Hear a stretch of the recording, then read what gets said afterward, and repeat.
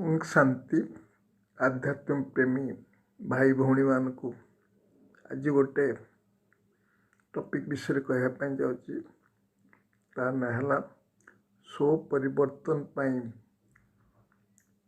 तपस्या। ये टॉपिक रखार उद्देश्य जे आमे निजर परिवर्तन कले विश्व परिवर्तन हो से आपण मानकु किछि बाबा को प्रेरणा रे कहवाई जाऊँगी। आपण माने तो सब तपस्या करछंती किंतु तपस्यार उद्देश्य कौन तपस्या किंतु करबा पाए विषय मु किछि कहवाई जाऊँगी।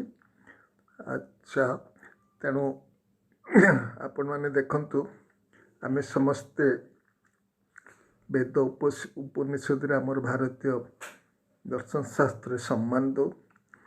तेणु से आरंभ करिया प्रथमे जेटा उपनिषद अच्छी जे अमृत असद्मा सद्गमय आउ तमोसमा ज्योतिर्गमय मृत्युर्मा अमृत गमय आरंभ एटा कहुई जे ओंग कारण से जिते रज प्रधान बुद्धि दुनिया रे आरंभ होता से समय कहानी। तेणु से माने ओं को परमात्मा कहते भगवान के व्यतीत कहीं आमको आलोक अंधार को नहीं पार ना मृत्युर अमृत को नहीं पार ना असत्रु सत को नहीं पार ना। तेणु देखंतु उपनिषद अच्छी तेणु परमात्मा तो से आम मान को किमती अंधार आलोक को नापी रास्ता देखते से बाबा मिठा बाबा आम मान को कौन कहते पिलाने तपस्या कर। तपस्या आ जोग भितर पार्थक्य जोग आपण घंटे कले 2 घंटा कले 4 घंटा कि तपस्या तपस्वी माने निरवच्छिन्न। आपण माने देखंतु आमर दीदी दादी बाबा मामा समस्ते कराची रे 14 वर्ष तपस्या कले तापर मध्य आसिकी आबू पर्वत रे तपस्या कले एवं देखंतु संपूर्ण हवा पाए से मामा को 29 वर्ष लगला आ बाबा को 33 वर्ष लगला कहीं ना ब्रह्मा बाबा जीवन रे उल्टा सीढ़ी बुले तेणु तांको अधिक समय लगे। तेणु आम मान को तपस्या माने निरवच्छिन्न भाव में जोग करिया निरवच्छिन्न भाव में बाबा को मन पकाए यही तो तपस्या। तेणु से आपण मैंने देखंतु भी कहती ना हिमालय रे शिव पार्वती को अमर कथा शुणे अमर कथा तो यही हिमालय माने हिमालय बरफ रे भी एवं देखते से अच्छी तार यादगार सब कहती जे मानस सरोवर अच्छी गोटे पुष्करणी अच्छी जो स्नान कले आम पवित्र बन जा। तेणु स्नान कले कौ तार अर्थ कौन आम सब बुझीपारनु ता अर्थ होचे आम ज्ञान मानस सरोवर जदि स्नान करिया आमर गति सद्गति हम आम श्रेष्ठता को प्राप्त करवा। आपाई देखंतु परमात्मा मध्य कौटी प्रथम प्रिफार कले माउंट आबू को प्रिफार कले जो शीत दिने -0 डिग्री तल को जो बरफ पड़े से भली स्थान को कले कहीं तपस्या पाई आमको ठंडा गरम सबकुछ सहन करने तपस्या करने तेणु आम कहवा जे फैन हेले तपस्या करवा ना तपस्या कौटी करा जाए पहाड़ उपर देखा करा जाउची कारण पहाड़र वातावरण एत शांत प्रकृति मनोवस्था भितर तपस्या करहब। तेणु मुनि ऋषि मैंने आम कहते ना हिमालय को जाते हाँ आबू पर्वत भी तो हिमालय सहित समान ठंडा से पड़े तेणु परमात्मा से स्थान को चॉइस कले। तेणु आमे माने एभली स्थान चॉइस करिया जे आमर नुहे कहीं ये दुनिया रे तो बर्तमान आम समस्ते तो घर द्वार जाइए आबू पर्वत रे बस जानी आम घर द्वार से कहती ना जंगल को जाओ तपस्या करने दुनिया रे भी रतन ये दुनियाटा आज जंगल हो जाए कि ना। तेणु ଏଇ ଜଙ୍ଗଲ ଭିତରେ ଆମେ ତପସ୍ୟା କରିବା। ଯେଠି ଜଙ୍ଗଲରେ ଥାଆନ୍ତି ନା, ଆପଣମାନେ ଦେଖନ୍ତୁ ଜଙ୍ଗଲରେ କ'ଣ ଥାଏ, ମୂଷା ଥାଏ, ବିଲେଇ ଥାଏ, ଆଉ ଆଉ ବାଘ ବି ଥାଏ, ସିଂହ ବି ଥାଏ, ହେଲା, ସାପ ବି ଥାଏ। ଆପଣମାନେ ବ୍ରହ୍ମା ବାବାର ତପସ୍ୟାକୁ ଆପଣମାନେ ଶୁଣିଥିବେ, ଜାଣିଥିବେ ଯେ ତାଙ୍କର ଜୀବନ କାହାଣୀ ପଢ଼ିଛି ଯେ ବ୍ରହ୍ମା ବାବା ଆତ୍ମିକ ଶକ୍ତି ଏତେ ଥିଲା, ଯେତେବେଳେ ବ୍ରହ୍ମା ବାବା ପାସ୍ କରୁଥିଲେ ସାପ ଫେଣାଟେ ଠିଆ ହେଲେ ମୋତେ ତା ଫଣାକୁ ସେ ନରମ କରିଦେବ, ନରମ କରି ସମ୍ମାନ ଦେଖେଇବ। ଆପଣ ଶୁଣିଥିବେ କଥା। ତେଣୁ ତପସ୍ୟାର ବଳ କମ୍ ନୁହେଁ। ତପସ୍ୟା ଦୀର୍ଘ ଦିନର ସମ୍ଭବ। ତପସ୍ୟା ଦ୍ୱାରା ଆମ ଆତ୍ମାର 63 ଜନ୍ମର ବିକର୍ମ ବିନାଶ ହେବ। ଆଉ ଆମେ ଆତ୍ମା ଶତପ୍ରଧାନ ହେବା ଏବଂ ଆମେ ତାପରେ କର୍ମାତୀତ ହେଇକି ଆମେ ଫରିସ୍ତା ହେଇପାରିବା। ଯେମିତି ବ୍ରହ୍ମା ବାବା ଏବେ ଆମ ସମ୍ମୁଖରେ ଫରିସ୍ତା ରୂପରେ ଅଛନ୍ତି। ଇଏ ତପସ୍ୟା ଦ୍ୱାରା କେବଳ ସମ୍ଭବ। ବିନା ତପସ୍ୟାରେ ଆମେ କରିପାରିବାନି। ସେମାନଙ୍କୁ ଏତେ ସମୟ ଲାଗିଲା, ଆମକୁ କରିବା ପାଇଁ ହେବ। ଆମକୁ ସମୟ ବାହାର କରିବା ପାଇଁ ହେବ। ଆମର ସବୁ କାମ ଥିଲେ ମଧ୍ୟ ତା ଭିତରେ ସମୟ ବାହାର କରିକି କରିବା ପାଇଁ ହେବ। ଯଦି ଆମେ ନ କରିବା ଆମ ଭିତରେ ଶକ୍ତି ଆସିବ କେମିତି?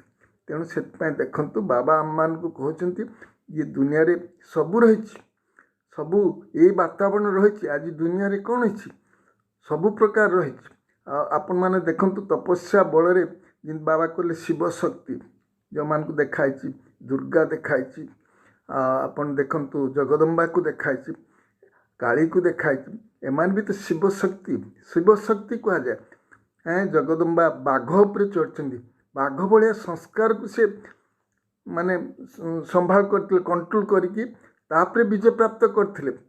ଆପଣମାନେ ଦେଖନ୍ତୁ ସିଂହ ଉପରେ ଦୁର୍ଗା ଚଢ଼ିଛନ୍ତି। ସିଂହ ଭଳିଆ ସଂସ୍କାର, ତାପରେ ମଧ୍ୟ ଆମେ ବିଜୟ ପ୍ରାପ୍ତ କରିପାରିବା ଏଇ ତପସ୍ୟା ବଳରେ। ହେଲା, ତପସ୍ୟା ବଳରେ ଆମେ ସେଥିପାଇଁ ଦେଖାନ୍ତି ବିଷ୍ଣୁଙ୍କୁ ଶେଷ ଶଯ୍ୟାରେ, ସାପ ଶଯ୍ୟା ଉପରେ ସେ ହର୍ଷିତ ମୁଖ। ତେଣୁ ଆମ ଆଗରେ କିଏ ଲକ୍ଷ୍ୟରେ ଅଛି? ବ୍ରହ୍ମା ବାବୁ ଆମେ କହୁଛୁ ବ୍ରହ୍ମା ସହ ବିଷ୍ଣୁ ବନୁଛି। ଇଏ ତ ବେଦଶାସ୍ତ୍ରରେ ଅଛି ସାର୍ ନା। ଆଉ କିନ୍ତୁ ବିଷ୍ଣୁ ସହ ବ୍ରହ୍ମା ବନୁଛି। ହେଲା, ଇଏ ବ୍ରହ୍ମା ବନିପାରିବ କେମିତି? ତପସ୍ୟା ବଳରେ। ତପସ୍ୟା ନହେଲେ ବ୍ରହ୍ମାରୁ ବିଷ୍ଣୁ କେବେ ହେଇପାରିବନି। ଆଉ ହର୍ଷିତ ମୁଖ ରହିପାରିବନି। ସାପ ଭଳିଆ ପରିସ୍ଥିତି, ଉତ୍କଟ ପରିସ୍ଥିତିରେ ମଧ୍ୟ ଆମେ ବିଜୟ ପ୍ରାପ୍ତ କରିପାରିବୁ। କେତେବେଳେ? ଯେତେବେଳେ ଆମ ଭିତରେ ଇଏ ତପସ୍ୟାର ଶକ୍ତି ଆସିବ। ତପସ୍ୟାର ଶକ୍ତି କରିବା ପାଇଁ ଆମମାନଙ୍କୁ ବିଶେଷ ଭାବରେ ବାବା ଯେଉଁ କଥା କହିଛନ୍ତି ତାକୁ ଯଦି ଆମେ ଟିକେ ମାନିବା, ଆମେ ଘର ଗୃହସ୍ଥ ତ୍ୟାଗ କରିବାନି, କିନ୍ତୁ ଏ ଦୁନିଆର କଣ୍ଟା ଜଙ୍ଗଲ ଭିତରେ ବସି ତପସ୍ୟା କରିବା। ତପସ୍ୟା କରିବା ଆମ ଆଗରେ ସବୁ ପରିସ୍ଥିତି ଆସିବ। ସାପ ଆସିବ, ବେଙ୍ଗ ଆସିବ, ବିଲେଇ ଆସିବ, ଶେର ଆସିବ, ସବୁ ଆସିବ। କିନ୍ତୁ ଆମେ ଅବିଚଳିତ ହେବା ନାହିଁ। କାହିଁକି? ଆମର ସାଥୀ ସହସ୍ରଭୁଜା ସର୍ବଶକ୍ତିମାନ ବାବା ଅଛନ୍ତି। ବାବାଙ୍କୁ ଆମେ ଭୁଲିଗଲେ ତପସ୍ୟା ନାହିଁ। ମୁଁ କହିଲି ନା, ବେଦ ସମସ୍ତେ ଭଗବାନଙ୍କୁ ମାନନ୍ତି। ଭଗବାନଙ୍କ ଶକ୍ତି ବିନା ମଣିଷ କିଛି କାମ କରିପାରିବନି। ଭଗବାନଙ୍କ ଶକ୍ତି ବିନା ଦୁନିଆର କୌଣସି ଶକ୍ତି ନାହିଁ ଯେ ଆମର ସଂସ୍କାରକୁ ପରିବର୍ତ୍ତନ କରିପାରେ। ତେଣୁ ତ ପରମାତ୍ମା ଆସିଛନ୍ତି ଆମ ସଂସ୍କାରକୁ ପରିବର୍ତ୍ତନ କରିବେ। ଆମକୁ ଦିବ୍ୟ ଦୃଷ୍ଟି, ଦିବ୍ୟ ବୁଦ୍ଧି ଦାତା ଭାବରେ ଆସିକି ଆମକୁ ଦିବ୍ୟ ବୁଦ୍ଧି ଦେଉଛନ୍ତି। ଆମେ ବି ଗାଉଛୁ ନା, ଜ୍ଞାନଦାତା ଭଗବାନ। ଜ୍ଞାନରୁ ଆମକୁ ବାବା ଦିବ୍ୟ ଦୃଷ୍ଟି ଆଉ ଦିବ୍ୟ ବୁଦ୍ଧି ବାବା ଆମକୁ ଦେଉଛନ୍ତି ଏବଂ ଯାହାକି ଆମକୁ ତପସ୍ୟା କରିବା ପାଇଁ। ଆଉ ତପସ୍ୟା କରିବା ପାଇଁ ପ୍ରଥମ ଜିନିଷ ଯେ 100% ପବିତ୍ରତାର ପର୍ସନାଲିଟି। ପବିତ୍ର ନ ରହିଲେ ଆତ୍ମା କେବେ, କାହିଁ ପବିତ୍ରତା ସାଗର ପରମାତ୍ମା। ପବିତ୍ରତାର ବାବା କହିଲେ ପବିତ୍ରତା ନହେଲେ ଆମ ଭିତରେ ଶକ୍ତି ଆସିବନି 100%। ତେଣୁ ଆମେ ପବିତ୍ର ଯଦି 100% ନ ରହିବା ଆମ ଭିତରେ ଶକ୍ତି ଆସିବନି। ଆମେ କୌଣସି ପ୍ରକାର ଶକ୍ତିକୁ ଯଦି ଆମେ ଦରକାର ହେବ ପାଇପାରିବାନି।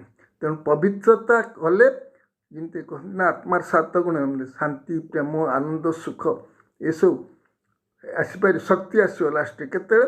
ଇଏ ପବିତ୍ରତାକୁ ଆମେ ଯଦି ଧାରଣ କରିବା।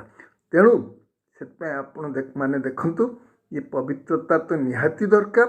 ତା ସହିତ ଆମେ ତପସ୍ୟା କରିବା ପାଇଁ ଦରକାର। ଦେଖନ୍ତୁ, ଏକ ତ ଯେମିତି କହନ୍ତି ଏକ ତ ପ୍ରଥମେ ହେଲା ବେହଦ୍ର ବୈରାଗ।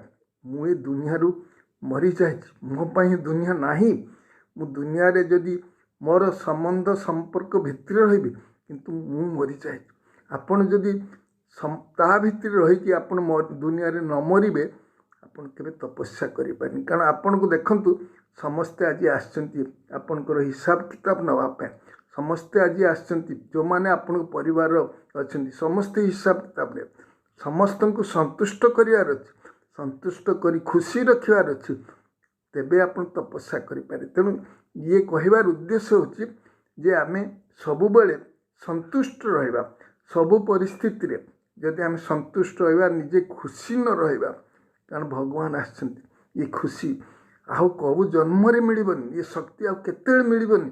ଭଗବାନ ବରଦାତା, ବରଦାନ ଦେଉଛନ୍ତି, ଅମୃତ ଫଳରେ ବରଦାନ ଦେଉଛନ୍ତି, ସାରା ଦିନ ସାରା ବରଦାନ ଦେଉଛନ୍ତି। ଆମେ ତାଠୁ ବରଦାନ ଯଦି ନ ନେବା, ଏ ଶକ୍ତି ଆମ ଭିତରେ ଆସିପାରିବନି। ତେଣୁ ତପସ୍ୟା କରିବା ପାଇଁ ବି ବରଦାନ, ଭଗବାନଙ୍କର ବରଦାନ ଦରକାର। ଅନ୍ୟ ପ୍ରତି ଶୁଭ ଭାବନା, ଶୁଭ କାମ ରକ୍ଷା ତପସ୍ୟା କରିବା ପାଇଁ। ଏକ ତ ମୁଁ କହିଲି ଯେ ପୁରୁଣା ଦୁନିଆରୁ ତ ପୁରା ମରିବା ପାଇଁ ହେବ। ନ ମରିଲେ, ଯେମିତି କହନ୍ତି ନ ମରିଲେ ସ୍ୱର୍ଗ ଦେଖି ହେବନି। ପୁରୁଣା ଦୁନିଆରୁ ନ ମରିଲେ ନୂଆ ଦୁନିଆକୁ କେମିତି ଯିବା? ତପସ୍ୟା ଦ୍ୱାରା ହିଁ ସମ୍ଭବ। ଦେଖନ୍ତୁ, ସେଥିପାଇଁ ବି ବାବା ଏବେ କହିଛନ୍ତି ଆମେ ସବୁ ଗୋଟେ ହଲି ହଂସ। ତେଣୁ ହଲି ହଂସ କ'ଣ କରେ? ହଲି ହଂସ ଭିତରେ ଇଏ ଥାଏ ଭାବନା ଯେ ଆମେ ତନ, ମନ, ଧନ ଏବଂ ସମ୍ବନ୍ଧ ସମ୍ପର୍କରେ ମଧ୍ୟ ଆମେ ସ୍ୱଚ୍ଛତା ରଖିବା। ସ୍ୱଚ୍ଛତା ନ ରଖିଲେ, ସ୍ୱଚ୍ଛତା ବଳରେ ଆମ ଭିତରେ ତପସ୍ୟା କରିବା ଶକ୍ତି ଆସିବ। ସ୍ୱଚ୍ଛତା ବଳରେ ଆମ ଭିତରେ କ'ଣ ଆସିବ? ଆମ ଭିତରେ ଶକ୍ତି ଆସିକି ଆମେ କରିପାରେ ନା। ସେଥିରୁ ଭଗବାନ କ'ଣ କହନ୍ତି, ଆପଣମାନେ ବି ଶୁଣିଥିବେ, ମୁଁ କ'ଣ କରୁଥିବା ଆଚାଳ ପଙ୍ଗୁ ଲଗେତ ଗିରି। ଇଏ ଶକ୍ତି ପଙ୍ଗୁ ଲଗେତ ଗିରି କେତେବେଳେ କୁହାହେଉଛି? ଯେତେବେଳେ ଆମେ ଭଗବାନଙ୍କୁ ଶକ୍ତି ପାଉଛୁ। ଆମେ କଥା କହିପାରୁନଥିଲୁ, ଭଗବାନ ଆମକୁ, ଶିବ ବାବା ଆମକୁ କହିବା ଶିଖେଇଲେ, ଆମକୁ ଶକ୍ତି ଦେଲେ ବିକାର ରୂପୀ ପାହାଡ଼କୁ ଆମେ ଅତିକ୍ରମ କରିବା ପାଇଁ। ତେଣୁ ଇଏ ଆମକୁ କରିବା ପାଇଁ ହେବ। ତେଣୁ ତାପରେ ଆପଣମାନେ ଦେଖନ୍ତୁ, ସେଥିପାଇଁ କୁହାଯାଇଛି ଯେ ଏକ ତ ହେଲା ଆପଣମାନଙ୍କ ଭିତରେ ଏ ଶକ୍ତି ଦରକାର। ଶକ୍ତି ନହେଲେ, ଶକ୍ତିଦାତା ପରମାତ୍ମା ଆମ ପାଖରେ ପ୍ରଥମେ ବି କିଛି ଶକ୍ତି ଥିବ। ଯେମିତି ଦେଖନ୍ତୁ, ସମେଟଙ୍କା ଶକ୍ତି, ସହନ ଶକ୍ତି, ସମାନକ ଶକ୍ତି, ସାମ୍ନା କରିବା ଶକ୍ତି, ନିର୍ଣ୍ଣୟ କରିବା, ଏ ଶକ୍ତି ଆମ ପାଖରେ ଜରୁର ରହିବାର ଅଛି। ତେବେ ଆମେ କ'ଣ କରିବା? ତପସ୍ୟା କରିପାରିବା। ଆମେ ଯଦି ନିର୍ଣ୍ଣୟ ନପାରିବା, ମାୟାକୁ ଚିହ୍ନି ନପାରିବା, ମାୟା ଆସିକି ଯେତେବେଳେ ଆମେ ତପସ୍ୟା କରୁଥାଉ ଆମକୁ ବିଘ୍ନ ଡାଲିବ। ତେଣୁ ମାୟାକୁ ଚିହ୍ନିବାର ବି ଶକ୍ତି ଦରକାର। ଚିହ୍ନିବା କାହିଁ? ମାୟା ଯେଉଁଠି ଆପଣଙ୍କୁ କମଜୋର, ସେଠି ମାୟା ଆସିବ, ଆପଣଙ୍କୁ ଭୁଲେଇବା ପାଇଁ ଚେଷ୍ଟା କରିବ। କାହିଁକି ଏତେ ସାଧନା କରୁଛୁ? ଆରେ ସାଧନା ନ କଲେ ସାଧନ ପ୍ରାପ୍ତ ହେବନି। ସାଧନା ନ କଲେ ଭଗବାନଙ୍କୁ କିଏ ପ୍ରାପ୍ତ କରୁଛି? ଶାସ୍ତ୍ରରେ ବି ତ ଦେଖାଯାଇଛି ତପସ୍ୟା ସବୁ କରୁଛନ୍ତି। ତେଣୁ ଆମକୁ ତପସ୍ୟା, ଛୋଟ ବାଳକ ଧ୍ରୁବ ମଧ୍ୟ ତପସ୍ୟା କରୁଥିଲା। ତେଣୁ ଆମେ ତପସ୍ୟା କରିବାନି, ଶକ୍ତି ପାଇବା କେମିତି? ଶକ୍ତି ସାଗର ପରମାତ୍ମା ଆସିଛନ୍ତି ଆମକୁ ଶକ୍ତି ଦେବା ପାଇଁ। ତପସ୍ୟା ବଳରେ ହିଁ ଆମକୁ ତ ଶକ୍ତି ପାଇବା। ତା ସହିତ ଆମକୁ କ'ଣ କରିବା ପାଇଁ? ଆଉ କେତେଟା ଅଛି। ଆମେ କହୁଛୁ ଇଚ୍ଛା ମାତ୍ର ଅଧ୍ୟାୟ, କିନ୍ତୁ ଶୁଭ ଇଚ୍ଛା ରଖିବା, ବିଶ୍ୱର କଲ୍ୟାଣ କରିବାର ଇଚ୍ଛା। ଇଚ୍ଛା ନଥିଲେ ଆପଣ ଦେଖନ୍ତୁ, ଦୁନିଆର କେହି କିଛି କରିପାରେ? ଆପଣଙ୍କୁ ଯଦି ଇଚ୍ଛା ନଥିବ, ଆପଣ ମୁରଲି ଶୁଣିବେ? ଇଚ୍ଛା ନଥିଲେ ଜ୍ଞାନ ଶୁଣିବେ? ଇଚ୍ଛା ନଥିଲେ ପାଠ ପଢ଼ିବେ, ଅମୃତ ପଢ଼ାରେ ଉଠିବେ? ତେଣୁ ଇଚ୍ଛା ବି ଦରକାର, ଇଚ୍ଛା ଶକ୍ତି ଦରକାର। ତା ସହିତ ତ ସଂକଳ୍ପର ପିଓରିଟି, ଯେଉଁଟା 100% ପିଓରିଟି ଦରକାର ସଂକଳ୍ପରେ। ଶ୍ରେଷ୍ଠ ସଂକଳ୍ପ, ସମର୍ଥ ସଂକଳ୍ପ, ଇଏ ବି ଆପଣଙ୍କ ଭିତରେ ଦରକାର। ଯଦି ସମର୍ଥ ସଂକଳ୍ପ ନ ଆସିବ, ଆପଣଙ୍କ ଭିତରେ ଶକ୍ତି ଆସିବନି। ପରମାତ୍ମାଙ୍କ କୌଣସି କଥା ଆପଣଙ୍କୁ ଟଚ୍ ହେବନି, ଆପଣ ଅନୁଭବ କରିପାରିବେନି। ବରଦାନ, ପରମାତ୍ମାଙ୍କୁ ଯେ ବରଦାନକୁ ଅନୁଭବ କରିପାରିବେ। ତେଣୁ ସଂକଳ୍ପ ବି ଶ୍ରେଷ୍ଠ ହେବା କଥା, ସମର୍ଥ ହେବା କଥା। ତା ସହିତ ଆପଣ ଦେଖନ୍ତୁ, ନିର୍ଣ୍ଣୟ କରିବା ଯେ ପରମାତ୍ମା ଶିବ ଇଏ ଏହି ସମୟରେ ହିଁ ଆମ ପାଇଁ ଆସିଛନ୍ତି। ଆମେ ଯଦି ଏ ଦୁନିଆ ସବୁ ମରି ପଡ଼ିଛି, ଦୁନିଆରେ ଯଦି ଆମେ ବୁଦ୍ଧି ରଖିବା, ତେ ପରମାତ୍ମାଙ୍କ ଶକ୍ତିକୁ କେବେ ଅନୁଭବ କରିପାରିବା।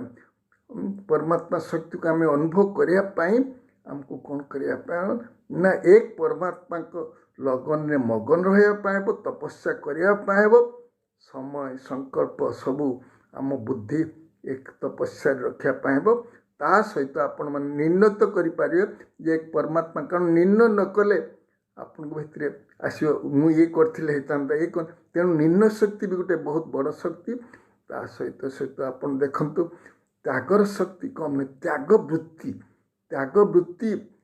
त्याग गोटे अच्छी त्याग वृत्ति ना निरंतर आपण जोग रही पार तेणु से देखु ब्रह्मा सबकि त्याग करते केबे भाभी नथिले भविष्य भाभी नथिले कहीं ना आपण मैंने देखु भविष्य भाभी ये विश्व कल्याण काम करते भगवान जहाँ हाथ में आम निज जीवन को समर्पण कर परमात्मा जब आम जीवन को समर्पण कर बाबा आमको श्रेष्ठ रास्तार नौ तेणु ये देखु ये त्याग शक्ति कम शक्ति नहीं त्याग न कले आम कहूँ ना भाग्य मिलबनी आ सहित समर्पण बुद्धि दरकार ये समर्पण बुद्धि जदि आम परमात्मा को समर्पण बुद्धि कले जा परमात्मा को शक्ति देवे जिंतु ब्रह्मा बाबा जी हाँ पाठ बजे तेणु जी हाँ पाठ बजे जो से करें तेरे जा आज एभली श्रेष्ठ हो पारे समर्पण शक्ति सहन शक्ति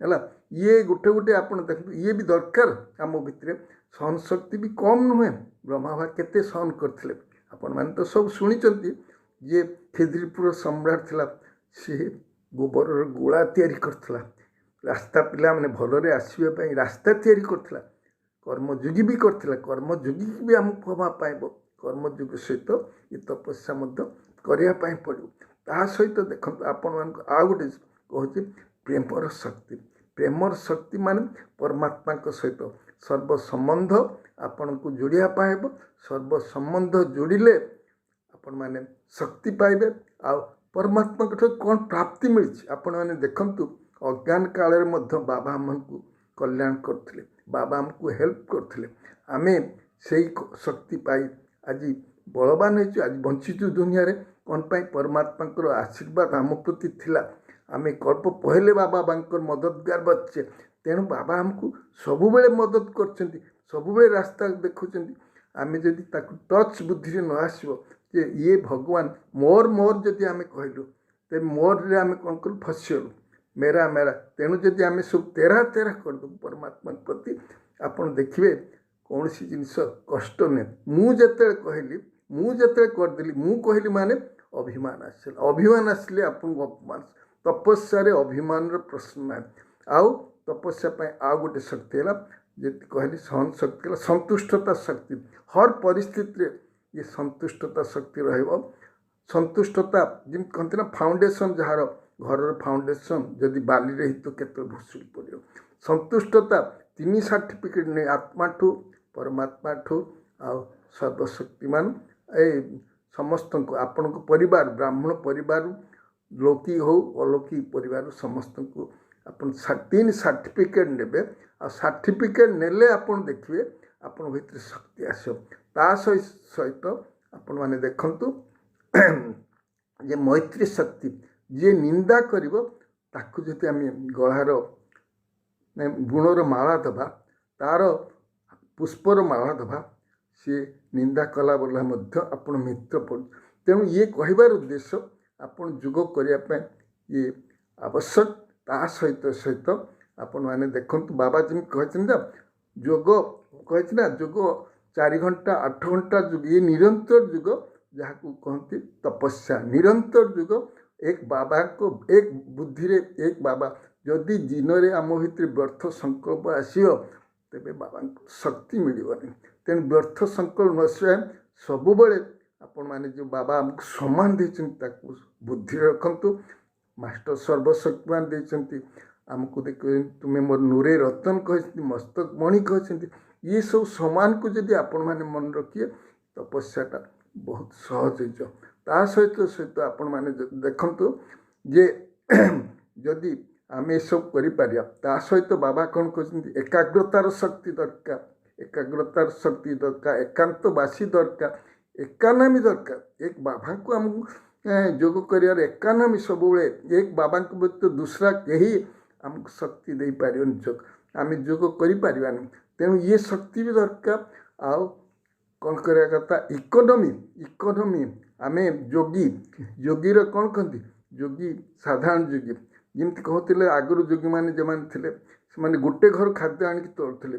ଆମେ ଖାଇବାର, ପିନ୍ଧିବା, ରହିବା ପ୍ରକୃତି ଜିତ ଆମକୁ ପାଇବ ହେଲା। ଆମକୁ ମିଳିଲେ ଭଲ କଥା, ନ ମିଳିଲେ ବାବା ବସିଛନ୍ତି, କିଛି ନାହିଁ। ବାବା କହିଲେ ନା, ପରୀକ୍ଷା ନେଇଥିଲେ ଯେତେବେଳେ ମାଉଣ୍ଟ ଆବୁରେ ଥିଲେ ହେଲା, 15 ଦିନର ବାଜରା ରୁଟି ଖାଇବା ପାଇଁ ଥିଲେ, ଘୋଳ ଦହି ଦେଇଥିଲେ ସମସ୍ତଙ୍କୁ, କିନ୍ତୁ କେହି ରୋଗୀ ହେଇନଥିଲେ। କାହିଁକି ନା ଭଗବାନଙ୍କ ଉପରେ ଯାହା ଫେଥ୍ ଥିବ ସିଏ ତାକୁ ପାଳନା କରିବ, ତାକୁ ଶକ୍ତି ଦେବ। ତେଣୁ ଆଜି ମୁଁ ଆପଣମାନଙ୍କୁ ଏହି କହିବା ପାଇଁ ଚାହେଁ, ଆମେ ତପସ୍ୟା କରିବା। ତପସ୍ୟା ମାନେ ମୋର ଏକ ବାବା ଦୁସରା ନକେ। ମୁଁ ରାଜ ଋଷି, ମୋତେ ତପସ୍ୟା କରି ରାଜକାମ, ଜନକ ଭଳିଆ ରାଜକାମ ବି କରିବା। ରାଜକାମ ନ କଲେ ଆମକୁ କେହି ଖାଇବା ପାଇଁ ଦେବନି। ତା ସହିତ ଆମକୁ କ'ଣ କରିବା, ତପସ୍ୟା କରିପାରିବା। ଆମେ କର୍ମଯୋଗୀ ହେଇକି କରିବା। କର୍ମ କଲାବେଳେ ଏ ଦୁନିଆକୁ ଆସନ୍ତୁ, କର୍ମ କଲା ପରେ ପରମଧାମକୁ ଯାଆନ୍ତୁ। ଏଇଭଳିଆ କଲେ ଆପଣ ଲାଇଟ୍ ମାଇଟ୍ର ଶକ୍ତି ପରମାତ୍ମାଠୁ ପାଇବେ। ଏବଂ ପରମାତ୍ମା ଶକ୍ତି, ଯେଉଁ ଶକ୍ତି ଆପଣ ପାଖରେ ଆସିବ ବହୁ ଗୁଣ ହେଇକି କ'ଣ ହେବ, ଚାରିଆଡ଼େ ଯିବ। ଆପଣ ଅତୀନ୍ଦ୍ରିୟ ସୁଖର ଅନୁଭବ କରିବେ, ଆଉ ସାରା ଦୁନିଆକୁ ମଧ୍ୟ ଅତୀନ୍ଦ୍ରିୟ ସୁଖର କରିବେ। ନିଜେ ଲାଇଟ୍ ମାଇଟ୍ ସ୍ଥିତି ରହିବେ, ଅନ୍ୟକୁ ମଧ୍ୟ ଲାଇଟ୍ ମାଇଟ୍ ସ୍ଥିତିରେ ଅନୁଭବ କରିପାରିବେ। ତେଣୁ ଆସନ୍ତୁ, କେତେ ପଏଣ୍ଟ ଦେଲି, ବହୁତ ପଏଣ୍ଟ ଅଛି।